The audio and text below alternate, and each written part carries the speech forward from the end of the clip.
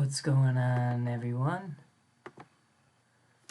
Let me just, I'm a little disorganized here, and I'll get into the reasons why, but let me type my little message here.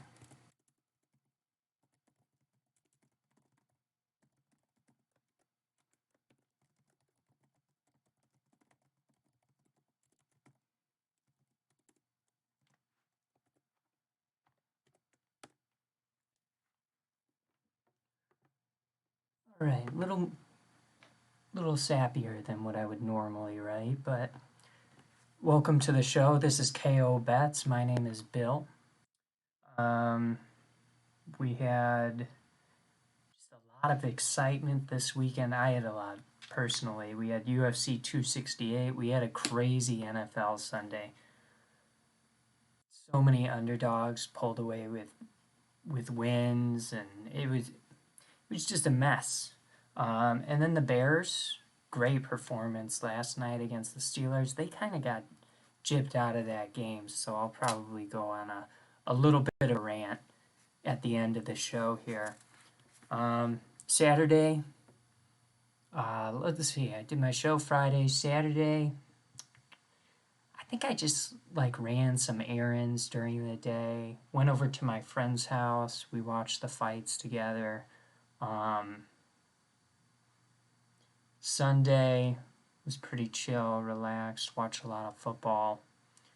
And then yesterday, I remembered at 10 o'clock p.m. last night that I didn't do the show, the Monday review show. And so I thought I'd sign on tonight on Tuesday, even though it's not when I would typically do this show. I thought about skipping it altogether, but, we'll just do the show tonight. It's no big deal, right? KO Bets. I'm the CEO. I did, I think, leave my notebook over at my friend's house. I didn't see it in my car on Sunday when I went and checked. So I think I left it over there, which is a bummer. That was my first. It was your standard Mead 5-star or whatever, just totally filled with gold research for betting on fights. So I definitely want to get that back just to have some of the notes from past fights. So I gotta find that, but it might cost me a little bit of money. It's like Eminem's old journals that he used to write his raps in. It's just, you can't put a price on what it's worth. It's good stuff. So without further ado, let's just get into the review of the fights here. Max is one of my favorites, so we'll kind of preview that fight tonight. I won't give my picks till Friday, but we'll look through the event at least. All right, we're loading up the results for 268 here.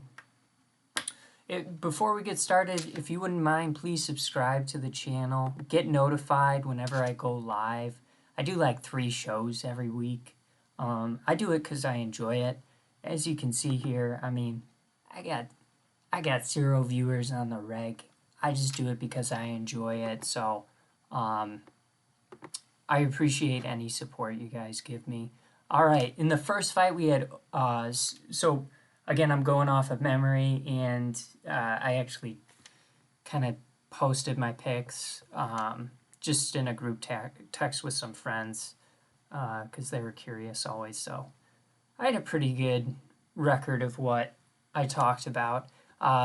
We had CJ Vergara against Od Osborne. I chose CJ Vergara. I think the takedown was a defense and a little bit of when the strikes started to come through. I thought Vergara came on a little bit stronger at the end of the bout, but Od just seemed to have firm control on the fight when you broke it down from a round perspective. So, took the underdog in this bout, didn't pay off, but no complaints from me. definitely going to look forward to more CJ Vergara fights and just Od Osborne to continue to move forward. I think both of these guys were on they had huge knockout potential and knockout trends going for them. I think in his last 8 fights leading up to this, Odie's bouts had all ended with knockouts, whether it was him getting knocked out or his opponent getting knocked out. So, and with a guy like CJ Vergara, he's tough. I expected someone to get knocked out. Then we had Melsic, Bogdyserien against Bruno Souza. We chose Melsic on this. If I recall correct, he was like a heavy favorite, like minus 350, minus 300 plus odds. Walks away with the unanimous decision. Great fight. We took Dustin Jacoby. This guy, he might have been the biggest favorite on the card, and he looked great against John Allen. I did bet on, I think, a Dustin Jacoby decision. I don't know why I did that. I was thinking maybe John Allen would take round 1 or something, but Dustin Jacoby, he's a pretty solid fighter. All right, this is one of the ones we lost as well. We took Jan Vellante against Chris Barnett. Jan's probably done in the promotion. Chris Barnett,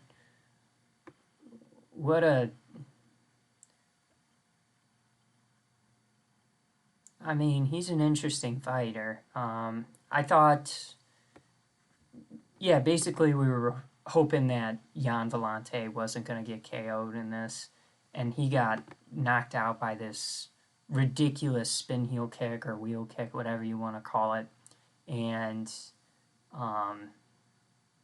it was pretty crazy. And Chris Barnett seems to have a really nice personality. Was very classy at the end.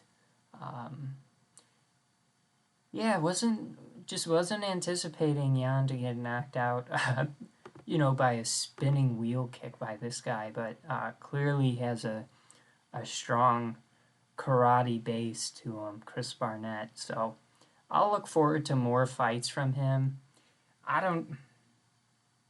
I can't say one way or another if I was impressed or not. He was up against Jan Vellante.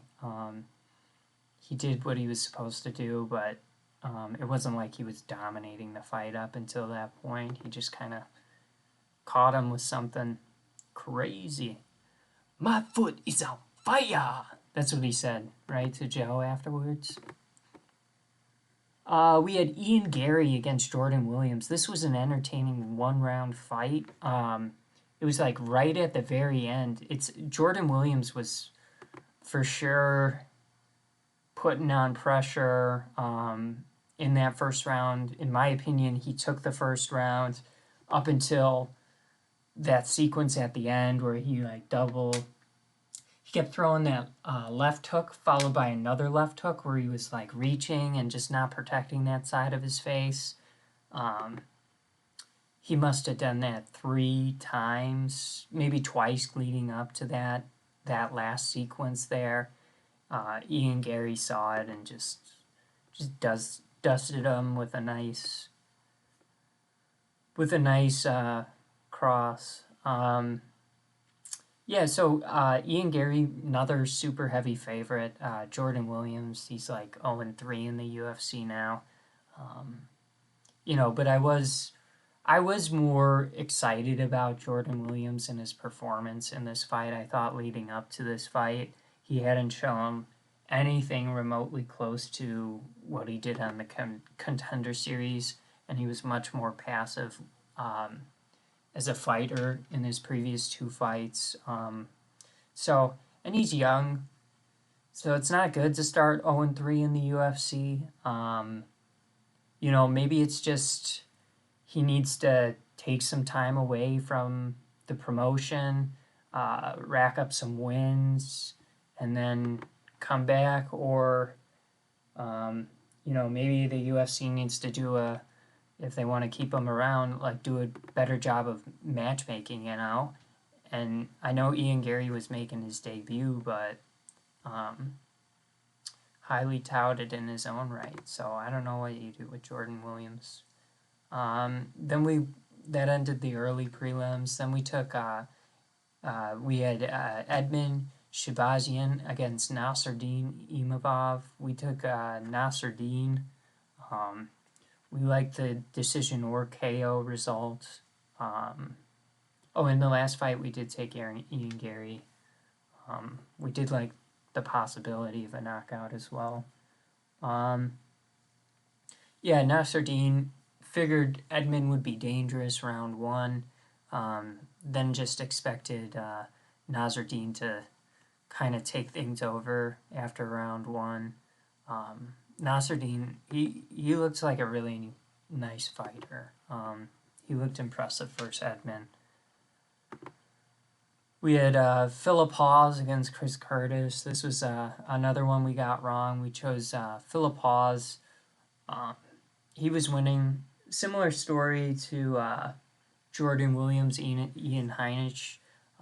We were just on the other side of the ball here. Fighter was winning the fight, and then just got caught. And I'm trying to remember the sequence that got him, and I'm struggling right now, 3 days removed. But Phil Hawes, he looked fine. Really good win for Chris Curtis. I think he was a pretty heavy underdog heading into this matchup. So really good fight for Chris Curtis, making his debut. Gets the knockout against a guy. I'm not too down on Philip Hawes after that fight. Just gets caught. Laquinta against Bobby Green. We liked Bobby Green. I put a bet on a Bobby Green KO, and he didn't make me wait too long. So it was good for Laquinta to get back in there. Really don't know what was up with. Bobby Green's not like a huge name, but he's a good fighter. So I don't really know what was up with this matchmaking. I don't know why Laquinta was there. If it was just because it was at Madison Square Garden, just a pretty weird fight overall, but Bobby Green wins it. Then we had the debut of Alex Perea against Andreas Mikulitis. We took Alex Perea. We liked the KO or potential point decision. It's a good thing it didn't go to a decision because he got grappled in round one. Andreas was going for the takedowns in round two. Ultimately, just gets KO'd by a pretty nasty knee by Perea. So Perea scores the knockout in his debut. Now he's like 4-1, and he's fighting in the UFC. So we'll see where he goes from here. Definitely still needs to work on the takedown defense. Just can't be that bad against the takedown against better fighters in that division.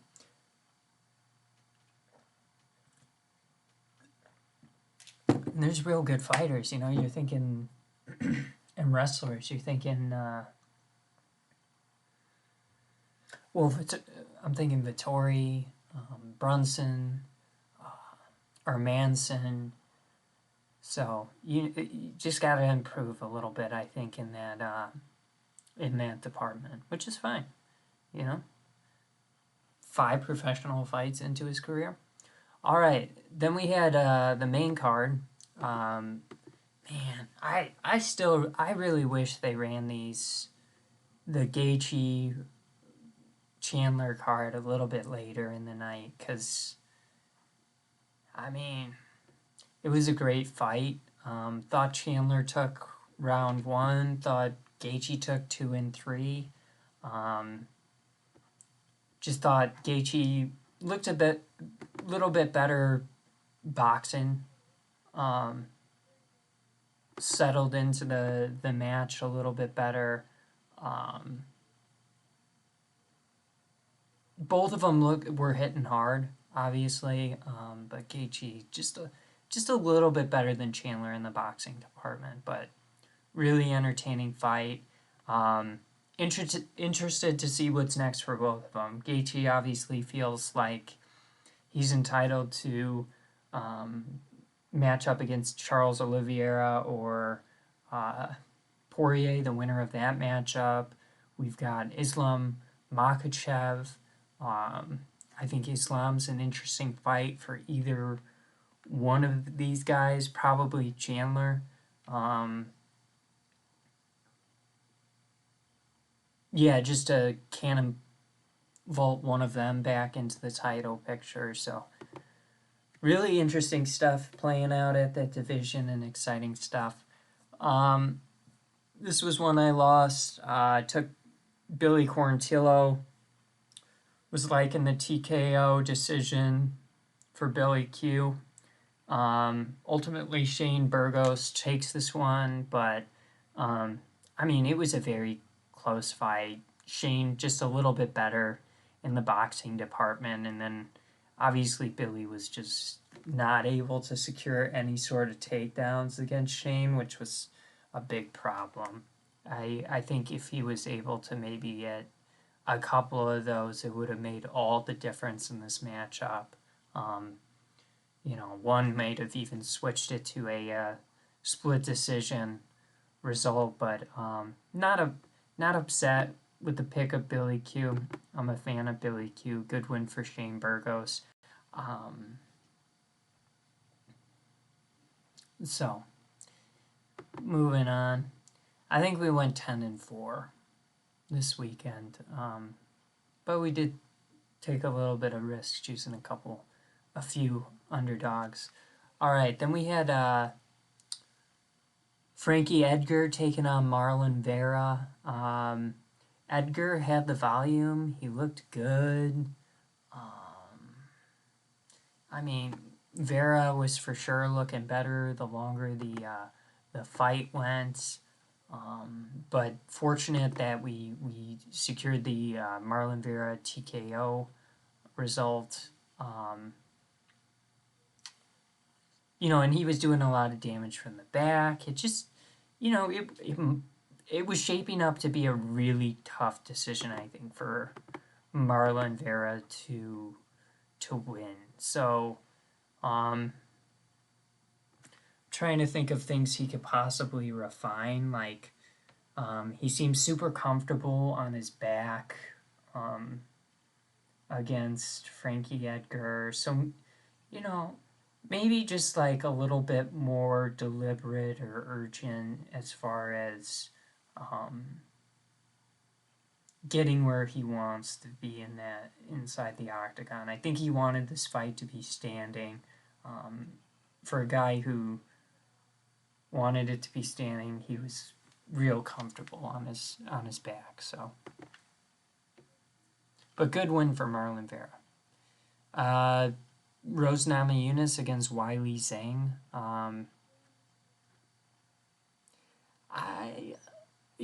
I don't think the stats, if you're just looking at the stats, I think that it's interesting, and it doesn't spell out what happened in the fight. We chose Rose Namajunas. I mean, that's who I was inspired after to get this cut, this Rose. So, she's my favorite female fighter by far. It's not even close. I think she's really good. I thought she looked really good against Weili Zhang. I thought she looked like the stronger wrestler. I think she's, a little more technical on the feet. Weili Zhang fought a really good fight, and it was an exciting fight. But I did think Rose won the fight.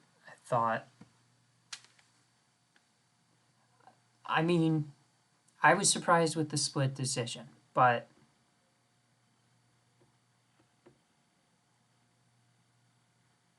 looking at the stats here, I seem to recall a similar story where, Rose appeared very dangerous on the back. The last 2 rounds, whatever takedown Wiley, I mean, you could even add 2 of Rose's takedowns to Wiley's takedown attempts. The last 2 rounds, the championship rounds, Rose really pulled away, and and Rose had takedowns of her own. I mean, I think they were initiated by Wiley, and Rose ended up on top. So Rose, against a really athletic and physical fighter, she seemed like the more physically imposing fighter in my opinion, and she looked really good. She's a problem. I don't know who's gonna beat her. Obviously Andrade, if you pick her up, drop her on her, dump her on her head, maybe something like that. Or if you're able to really push a high pace and just grapple for 5 rounds with her, yeah, you could maybe beat her. But good luck. Kamaru Usman against Colby Covington. We took Kamaru Usman, but we did, and I was wrong here. I said I think a decision favors Colby. And what we saw was a fighter in Colby who, in my opinion, kind of conceded the early, for sure the first round and maybe even portions of the second round, just kind of conceded the fight by not being aggressive and throwing volume. It was clear by the 4th round, Colby's gonna have to knock him out in the next 2 rounds in order to win this fight, because it did seem like he was down 3-0 on the scorecard heading into the 4th. So ultimately, it was a good matchup. I didn't think it was as good as the first matchup or as competitive even as the first matchup. I didn't think Kamara looked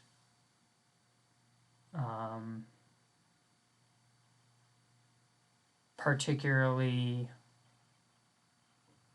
how should we phrase this? I don't think he looked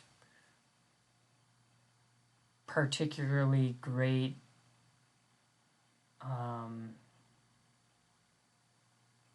in this fight. He looked really good in the second round. I think in the early rounds he looked really good, and sensed that he could potentially take the fight early on. Just because, I don't know, man, Colby just didn't seem aggressive. Have we seen 298 strikes to 336 for Usman? That's not the formula we've seen Covington win with. I kind of want to see the recap for their old fight to even point out the volume picture.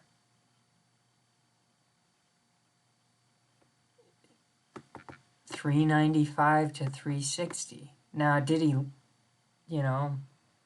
he was way less efficient, but you get what I'm saying? That's kind of like the formula we've seen work for Colby. That's why he was on an 8-fight win streak heading into this initial title fight. So, I don't know if they just talk shit, but I don't think we saw a guy go in there and improve from the last showing. He didn't get knocked out, but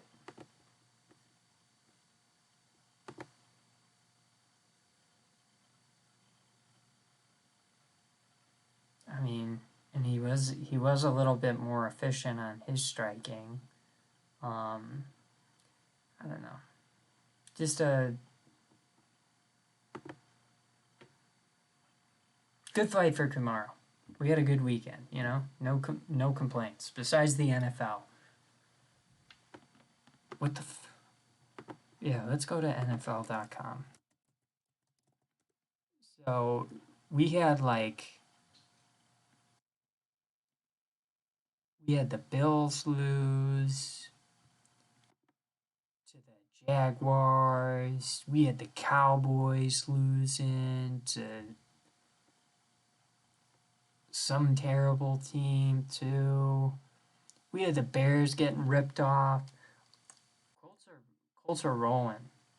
I think I need Carson Wentz on my football team. I've got Matt Stafford as my quarterback, but I think their bye's week 11. I think I need to get Wentz if he's going to be available. Falcons beat the Saints a week after the Saints, right? Beat Tampa Bay. Broncos whoop Dallas. The Patriots whoop the Panthers. That's not a big deal. The Vikings were up big. The Browns, impressive against the Bengals. The Bills lose 6-9. What the hell? Dolphins finally getting the win column. I think the Dolphins should be better than 2-7. I think they should be like at least 3-6. So not much better, maybe, but I had higher expectations for them for sure. The Giants beating the Raiders. The Giants are 3-6, but okay, they lost to the Chiefs, but I mean they're not terrible. Chargers beat the Eagles. Chiefs beat the Jordan Love-led Packers. Kansas City's 4-0 against NFC teams this season. That's crazy. The Cardinals, Colt McCoy, whooped the 49ers. And then the Titans, the Derrick Henry-less Titans, obviously beat the Rams. Steelers, go fuck yourself. The win on some bullshit call by the referees. I swear that whole fucking league is stupid. For what? So the Bears, they get a big sack, right? That was third down. It made it fourth and, gosh, at least 15, I think. And what? Like the guy who sacked Ben is staring down the sideline from the center of the field and they throw a taunting flag? Like, that's horrible. It's horrible. And I mean, I'm a Bears fan. I'm a little bit biased. It's fucking horrible. And if you thought it warranted a flag, you're a pussy too. That was horrible. Very upset about that. But the Bears covered. So I hope all you Steelers fans that took the spread, hope it was worth it. What a shit game. And we had the Bulls win yesterday against the Nets. Nets got to figure out something.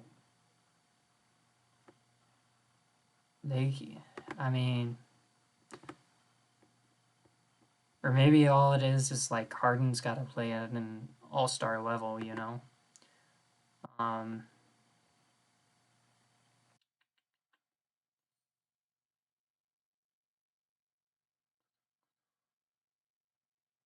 trying to see if there was anything else interesting to talk about. Jokic, pretty crazy altercation. Yeah,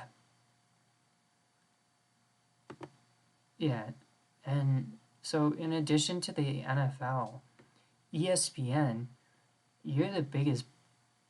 Like your coverage of the NFL is just it's awful.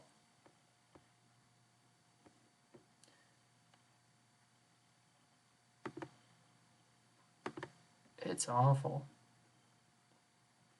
It's like if TMZ was worth like a billion, if it was like a multi-billion-dollar company, it'd be like ESPN, right? I mean,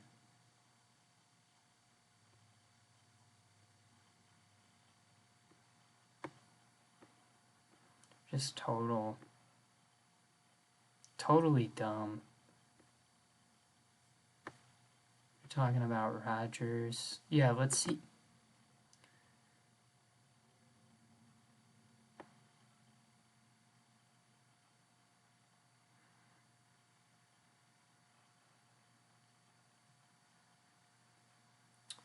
OBJ cleared waivers, so he can sign with any team. He should sign with the Packers.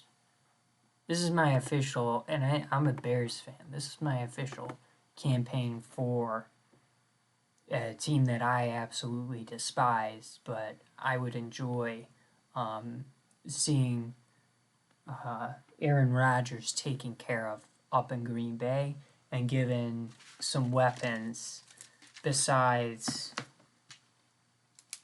old receivers that were good for the Packers like 8 years ago, 10 years ago, and 5th round picks. So you got Devontae Adams, you got OBJ on the other side of the field. You still keep Lazard on the field because he's a good blocker, and he's pretty serviceable. Get rid of Cobb. Get rid of him. Unless you want to use him because he's good at doing that thing where when someone kicks him the ball, he sticks a foot out of bounds and touches the ball while it's in bounds to get a flag. But yeah, I just think so. I don't think you go to the Rams, right? Because you're bitching about usage for a good team in the Browns. You don't go to the Rams. You want to go somewhere where the QB, you can have a personal relationship with him and he's going to force feed you the ball. I think Aaron Rodgers is perfect for that. Look at Devontae Adams' target share. It's improved, and I think his usage has actually gone down, but I mean, historically in the red zone, I mean, there were years where Devontae Adams was scoring 40% of the Packers' red zone points. I mean, go to the Packers. You play with arguably the most talented quarterback of all time up in Green Bay. You got a great defense. I think you could compete with anyone. I think you could compete with the Rams. I think you could compete with the Bucks. I think you could compete with the Cardinals. I think you could compete with the Cowboys. And I don't know where the Packers are right now. They obviously beat Arizona.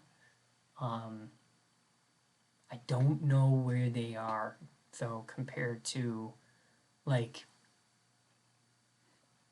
are they going to be able to go on a 4-game winning streak against playoff teams, make it to the Super Bowl and win it? I don't know, but I think OBJ would love Green Bay. I mean, it's not maybe Miami or whatever, but I think you'd have a lot of fun and win a lot of football games up there. So that's where I think he should go. And then the Bears, I kind of just we got to start trading some pieces. I think we should trade Akeem Hicks.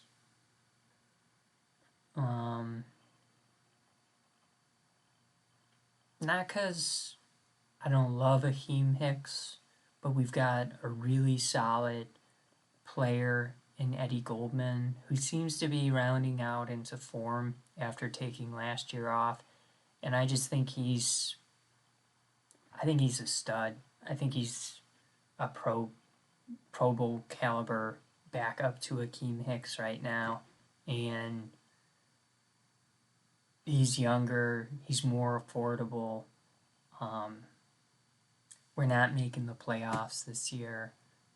I know Akeem Hicks loves to play for winning teams. There's gotta be a team in the playoff picture that could use a guy like Akeem Hicks.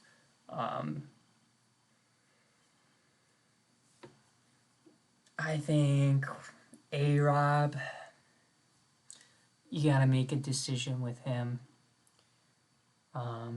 We could just continue to franchise him, but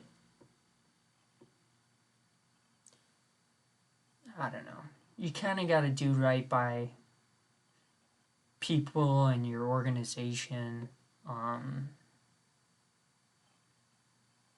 mean, it's not flexible wondering if you're going to have to pay Allen Robinson the salary of a top 3 wide receiver in the league every year. I think it'd be more financially prudent to just make a decision and move on, right? If you're not going to re-sign them, unload them.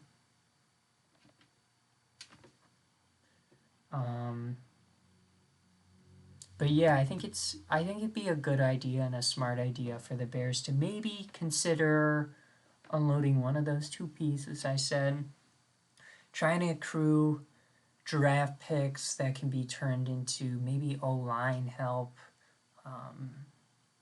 Because I like Justin Fields. I think he makes some really nice plays out there. I thought he looked good last night, and he's getting more and more comfortable. I'm excited for year 2, Justin. I'm sick of, the star end, defensive end, putting up 3 sacks against the Bears, whether that's Myles Garrett, TJ Watt, whatever.